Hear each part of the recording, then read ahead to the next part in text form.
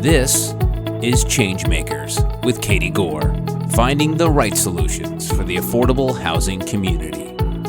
We're back with Changemaker Tyrone Roderick Williams, CEO of the Fresno Housing Authority.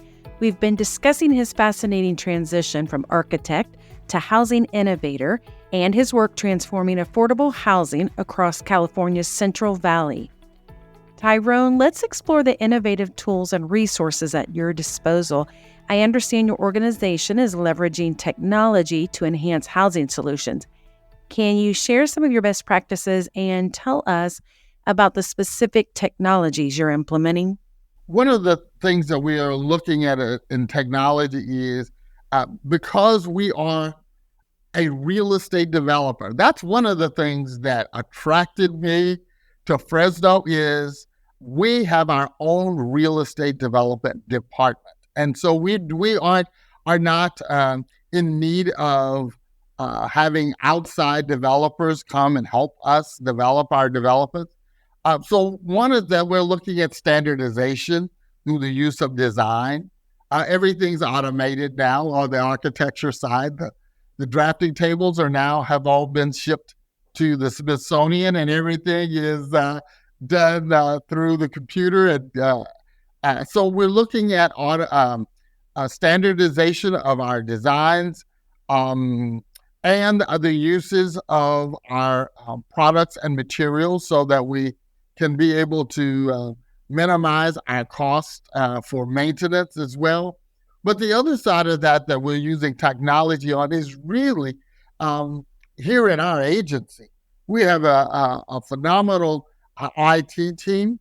And since I've come, we've really been focused on automation from our billing to our internet to how we have our cafe portal for making rental payments online to looking at training opportunities online and incorporating new technologies into everything that we can. We've gotten rid of our handheld phones and we shipped them off to the Smithsonian as well. And now everything is done by way, I answer my phone on my computer. So technology is something that we're embracing, particularly as it relates to securing our networks, because we have so much vital personal information on residents that are in files that having our firewalls and securities from our networks in place is absolute paramount for us. And we're constantly looking at ways of strengthening our defenses and looking at how to identify areas where we may be vulnerable. I'm glad you brought that up because I noticed that you have been on a board for the California State University Cybersecurity Advisory Foundation. What is going on in that domain?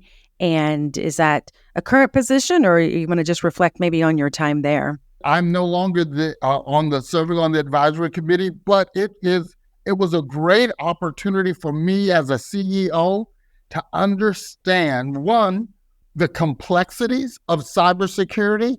Number two, the absolute necessity to be proactive and not just reactive, and putting those protective firewalls, processes, and procedures in place, and the importance of training your staff to be aware of the tricks and scams and schemes that are constantly being bombarded at our agencies. In fact, even with all of our efforts, last week, there was an email that somebody sent out requesting our accounting department to pay $9,000 bill, and the email came supposedly from me.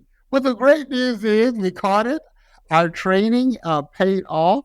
We were not hoodwinked, bamboozled, or caught off guard, and we were able to address it. But the attacks are never ending, and we should never let our guard down.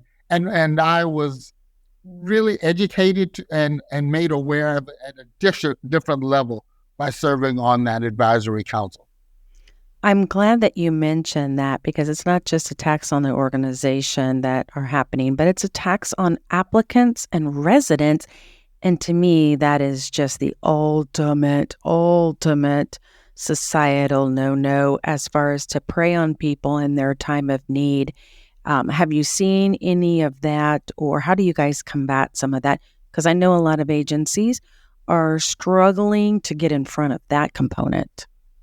At this point, that's not been something that we have been aware that there's been a breach, but maybe that's due to the fact, of all of the training and systems that we put in place. But we are not delusional in the fact that in thinking that it can't, and maybe even won't happen, even with our best efforts to try to protect our residents and our staff as well.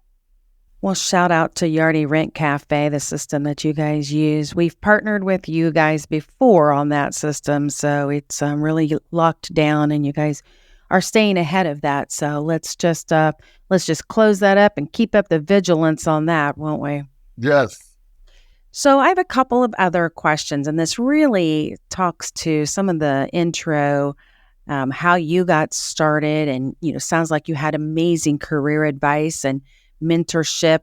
In fact, I'd love to find another word for mentorship, because mentorship seems so flat. It really is like almost kind of like the life-changing Jedi moment here, more than a mentor. But I noticed that you guys are also doing several things for well-being and success of college students, and I'm wondering how you view housing as part of that success, particularly for the clients that you're serving. Like, do you want to talk about that, especially given your early involvement in your early education footing? Sure. Throughout my career, there's always been two components. There's been the physical environment, and there's been the people who actually live in that environment. So for us and for me, my goal and my perspective has always been to help those who want to move to the next level.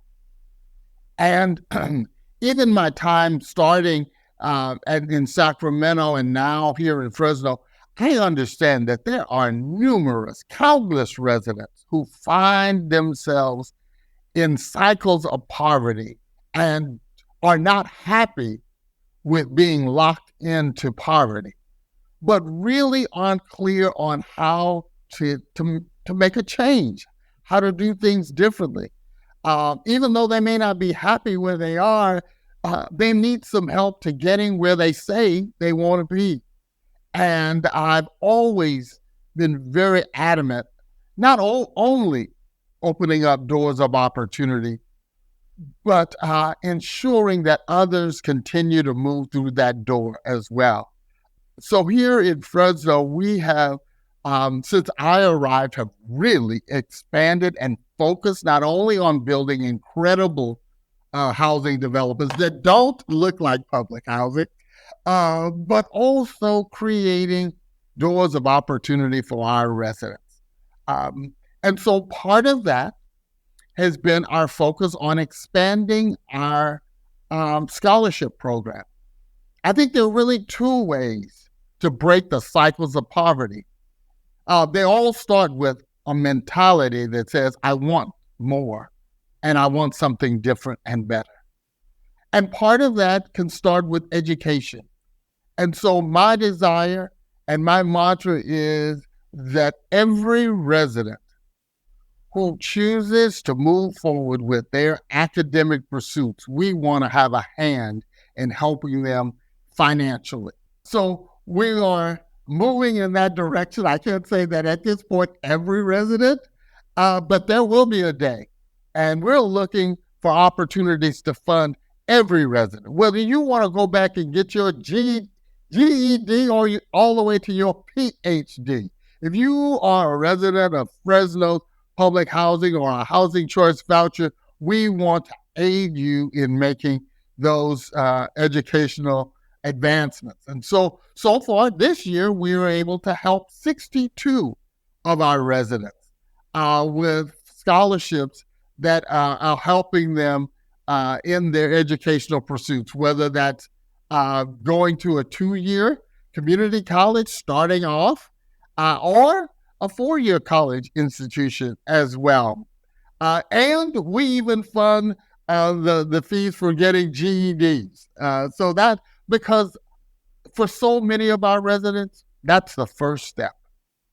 And so in addition to that, we've created a foundation called the Beyond Housing Foundation, which is our philanthropic effort to raise money to provide ongoing support for resident services. You know, HUD is moving further and further away from funding resident services programs, but I have to say, that's where breaking the cycle of poverty happens. We can continue to house those that are low income, but if we ever are going to change cycles and break generational poverty, it's got to start with resident services and helping people navigate the systems and the processes that can elevate not only them, but their family and the generations that come behind them. And so our Beyond the Housing Foundation really focuses on 2 areas, primarily. One is education. And so we're starting from prenatal all the way to college and career. And the other is workforce development. We have a lot of people that we've found who really do want to go into the workforce, but they're apprehensive about making that leap of faith for so many of them, that they need some guidance. They need some encouragement. They need someone who will be there to help them through the tough times and the difficult situations and say, yes, you can, and yes, you will, and we're not going to abandon you in your endeavors or pursuits. And so that's what the Beyond Housing Foundation. So it's 8 months old. We've already got over $1 million in assets. But as I said, my vision, my goal in the coming years is that every single person, all 50,000 of the folks that we serve, if any of them decide they want better academically, we want to be there to assist them in making that adjustment. Or if they decide, I want to go back into the workforce, we've got partners and strategies in place that can help them overcome their insecurities, prepare them with skills that are marketable, and provide the case management that will stand side by side with them during that transition. I applaud you in this foundation because this is such a way to really deliver economic mobility and address some equity issues, isn't it? Yes. And, everything that we do, we look at through an equity lens. That's just the perspective that I bring to the agency, and that so we are always looking at how do we balance the scales and create the opportunities. Katie, for me, so many people over my career have opened up doors that they didn't have to open for me, have gone out of their way to give me guidance and counsel. And I am one grateful dude. And so paying it back or paying it forward is not just a theory or a way of thinking. It's a way of living for me. And I've been the first in a whole lot of places. And first on sometimes sounds wonderful. Oh, you're the first to ever do this. And sometimes being the first means you've got to chart the way. You've got to, create a path in the wilderness or through the desert. And so for me, when I walk through a door that others like me have not walked through, My goal is not just to open the door, it's to take the door off the hinges so that nobody else will be hindered from coming and following in my footsteps and creating bigger and better paths that transform lives. That is beautiful. It's one of the things that I think that many of us who have struggled and achieved, that we now have to look at ourselves and say, okay, not just what is our legacy, but we have to sit there and say, now, how do we have that path for the next person who's coming up behind me? And you really have, through this foundation and what you're doing there in Fresno, you really have created that path to allow not just the 62 residents we're talking about, but the potential for 6,000 residents to come. What a vision there. And I'm glad to be leading that charge. But our work here at the agency is not just me. I have an incredible team that I've assembled since I arrived. You can't do great things without a great team. No, you can go fast by yourself, but you can go further with others helping you. And I am honored and grateful for those that we've been able to attract to this agency and to this region. When I get here, people were like, is anybody going to want to leave where they are to come to Fresno? Well, I found this. People are looking for incredible organizations to be a part, and great leaders are attracted to other leaders. And we've been able to attract some incredible leadership here since I've arrived, and we are moving forward, rowing and going in the same direction. What would some of your teammates, what words would they describe you if they were also sitting here on the microphone with us? How would they describe you as a leader? Visionary and passionate. Excellent. We'll take it. And then how would you describe them? Visionary and passionate. Oh, yes, it did. Because we're doing things that haven't been done before. And, so we are all, sometimes, yes, we're building the airplane while we're flying it, but we are working together.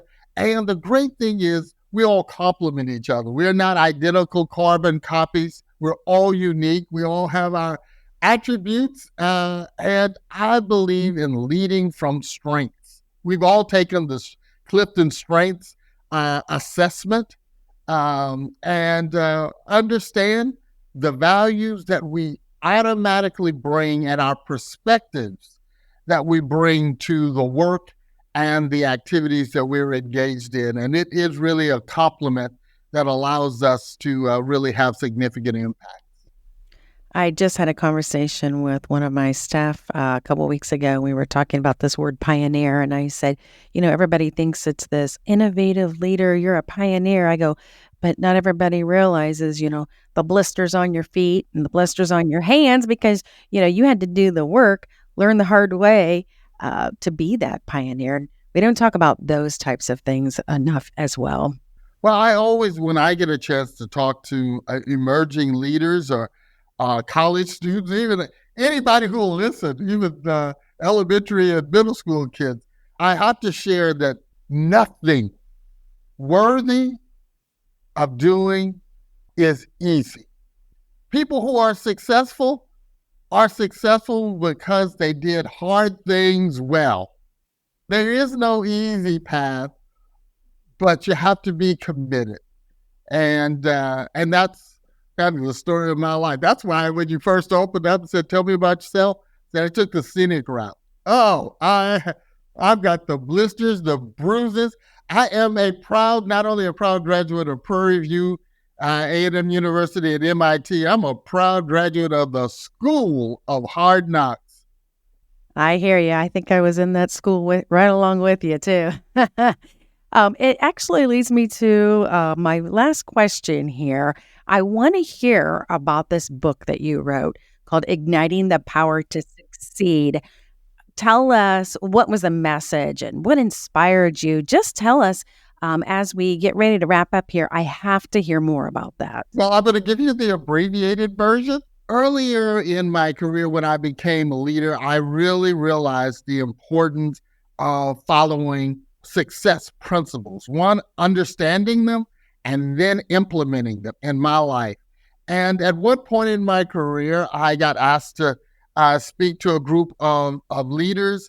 And after that, got asked to do a workshop with them. And then they told two friends who told two friends. And before I knew it, I was speaking at national conferences and doing workshops on leadership. And somebody asked me, Tyrone, have you put what you're teaching in these workshops into a book?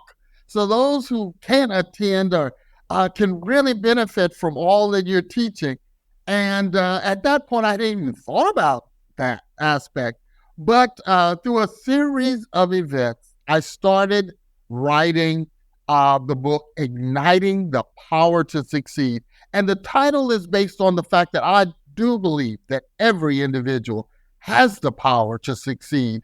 It needs a spark, though. It needs something that takes you from just being dormant to being active. And that's why I titled it Igniting That Power to Succeed, Practical Principles for Phenomenal Performance.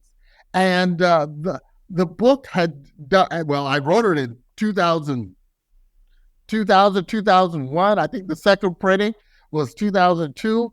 But it really capsulized all of the principles that I have used and others like me and who have done even greater things than I've done to really condense it into a form where even high school students can use it as a tool for charting their course and their pathway to where they say they want to be.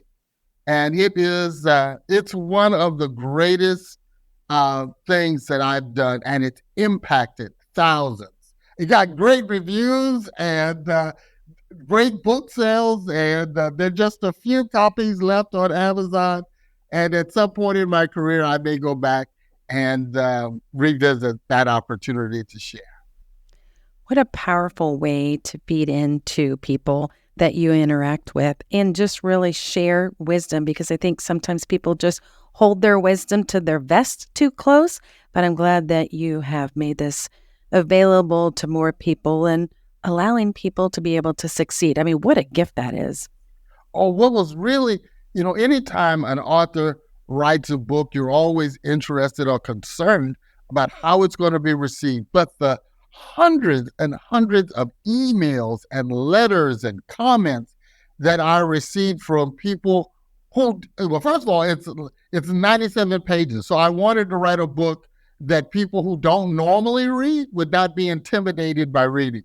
But the comments about what a difference it has made in the lives of those who've read and followed the guidance has just been heartwarming. It is one of my greatest, besides my two daughters, it is one of my greatest legacies that I will leave in the earth realm when I transition.